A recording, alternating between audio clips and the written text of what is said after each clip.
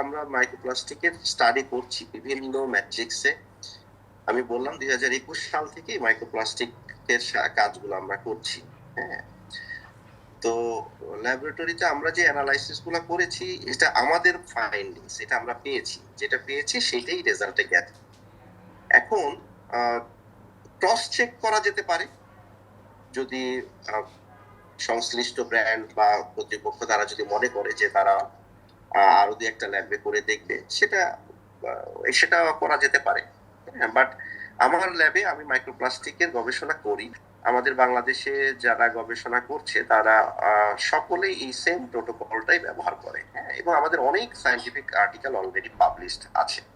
এই যে ফাইন্ডিংসটা পাওয়া গেছে, ফাইন্ডিংসটা ডেফিনেটলি একটা ওয়েক আপ কল আমি মনে করি, যে যদি আমাদের এই গবেষণার যে তথ্য উপাত্ত আমরা পেয়েছি এটাকে আমলে নিয়ে সংশ্লিষ্ট ব্র্যান্ড এবং সংশ্লিষ্ট উৎপাদকরা যদি এটা ফার্দার আবার তাদের কোয়ালিটি অ্যাসেসমেন্টের দিকে যে আবার টেস্ট যদি করাতে চান, করে শতবন করে এইটা ফার্দার গবেষণাকেই আমরা মূলত রিকমেন্ড করেছি যে এটা নিয়ে ফার্দার আরো ইনডেপথ আলোচনা হোক, ইনডেপথ গবেষণা হোক। এবং আমি আপনাদের মাধ্যমে বিএসটিআই কেও অনুরোধ করব তাদের যে স্ট্যান্ডার্ড আছে, বিভিন্ন কেমিক্যালস এর যে স্ট্যান্ডার্ড আছে, সেই ক্ষেত্রে এই মাইক্রোপ্লাস্টিকের জন্য বিভিন্ন কনজিউমার প্রোডাক্টে আমরা একটা স্ট্যান্ডার্ড সেট করতে পারি কিনা জাতীয়ভাবে,